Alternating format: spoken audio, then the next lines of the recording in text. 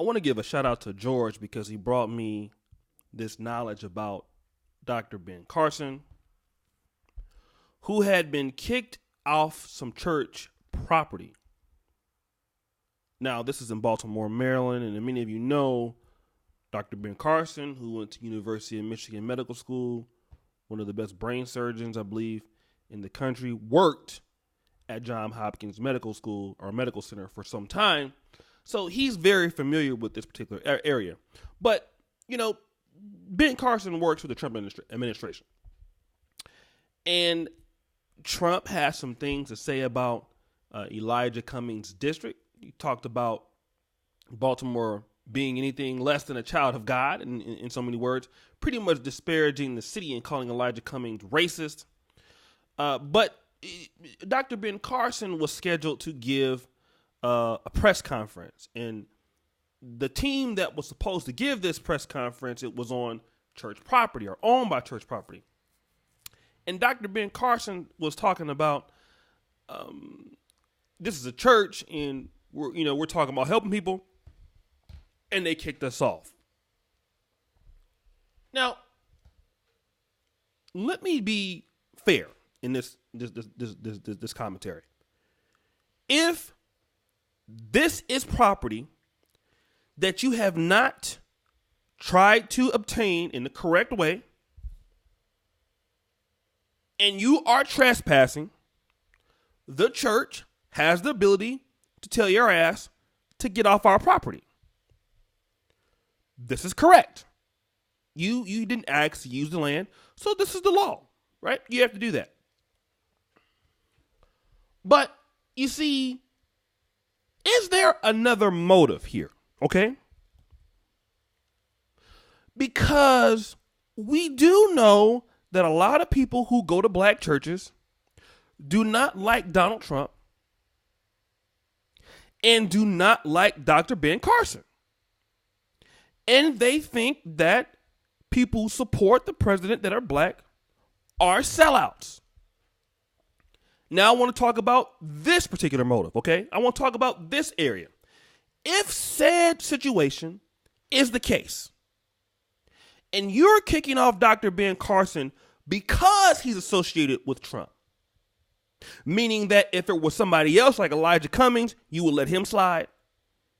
If it was Jamal Harrison Bryant, you will let him slide. But if that is the case, then we're going to have a problem.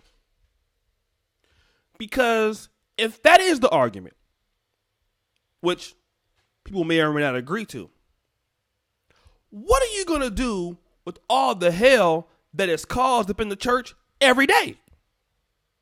And this is what I'm talking about. Because it's okay to kick Dr. Ben Carson out because you don't like him. Because he works for Trump. Because he's trespassing. The conglomerate of all viable situations, that's fine. But when we're talking about this, now, and this is my argument. Are you kicking him out because he's a black conservative? Because if that's the case, why do you let everybody else in the church? Now I'm talking about if this is a possible motive now. Because see, everybody is welcome in the church. Everybody's welcome outside the church. On church property for the most part. Who? We can start with black pastors. Shout out to David Carroll. I grew up in the church. At one point wanted to be a senior pastor of a church. Was very close to going that route. But it was too much corruption even for me. And I got to be one of the most, at sometimes some of the most low morale persons that you can be in regarding certain situations, okay? Even it was too low of morality for me. Even I couldn't steep that low. This is somebody that talks about tricking on hoes. And even I couldn't do it. It was that bad. What are you going to do with Jamal Harrison Bryant? I got to go back to him because Jamal Harrison Bryant not only got one woman pregnant, but then got a teenager pregnant. and then did it after he said he was forgiven. And not only did you not kick him out of a church, he actually left your church to go to Atlanta for a bigger church. What are you going to do with all the criminals that come into the church? Okay? Do you kick them out? I mean, you certainly got a lot of programs for them. People who have records of child molestation allowed to be in the church, and criminals, murderers, robbers, and thieves, dope dealers, other groups of people who will not remain nameless, choir directors, organ players. You guys know where I'm going with that. All of those people run rampant in the church. There are actually no rules. Everybody is welcome in the black church. Now, from what I understand, you ain't got to hide it. That person can be married to that person of the same gender. You actually have certain churches, people don't even criticize anymore, afraid to criticize that. But the only person who is not allowed in the church are those people who are medical doctors who support Donald Trump that are black. And I mean, this is where it gets laughable, if this is what we're talking about. If this is the argument today, how sad are these Negroes? If the black church is not the bigging laughing stock of any black institution in American history over the last 30 years, today has to be the biggest ha-ha-ha moment of all time. This is ridiculous. And I'm going to be here to bet that, okay, you're using legality to say he's trespassing. Fine. But I also think there's a bigger ulterior motive. You see, liberal policies in race baiting has become the anchor of black church failures. I got to say it. I'm going to be honest and talk about it because that's the truth. People who sit around and blame everybody for their problems, much of it comes from the pulpits of black churches, crying about society. I mean, I remember I had a chance to hear Reverend Jeremiah Wright preach, who, if you've had the agony of hearing Reverend Dr. Jeremiah Wright preach, as I have at the Howard University church, what they call it, a cathedral or chapel. It was so big they had to move it into the auditorium. The guy doesn't even open the text of the scripture. He talks about social political stuff all service. I mean, the guy's an idiot, in my opinion.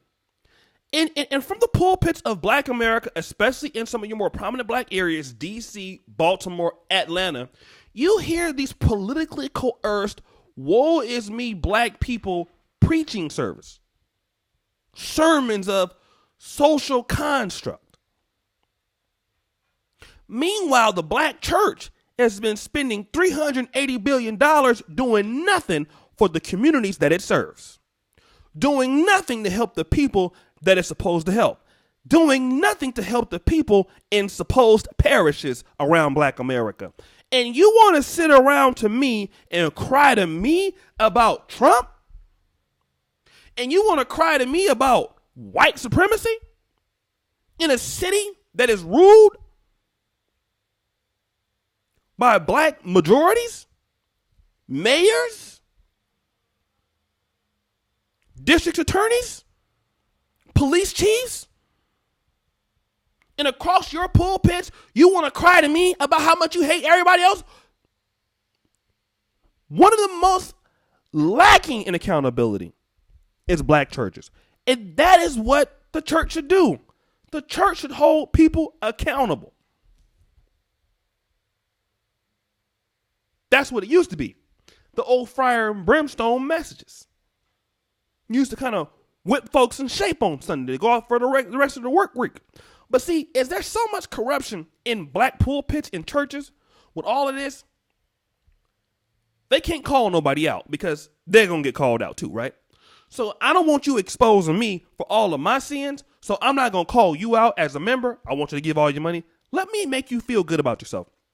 You give all the money, and I'm going to call out other people that basically is the reason why we failing. Let me from the pulpit blame everybody in the black community why we failing, why I spend all y'all money on new suits, cars, golds, and triggered on all the rest of these choir members. This is what happens in black America. And I'm going to say this. That's weak. Same thing I said about the Donald Trump support. It's weak. I'm sorry. I just, it's weak. When the black church has terrorized more black people than damn near, not even as, listen, in the last 30 years, there's been no organization more detrimental to black America than black churches. So if this is a small Negro victory for you, fine. Have at it. But with or without Dr. Ben Carson in your midst, you are still terrible, and you are a shitty organization. And everybody knows this. And as you guys know, the buffoonery remains at an all-time high. I'm out.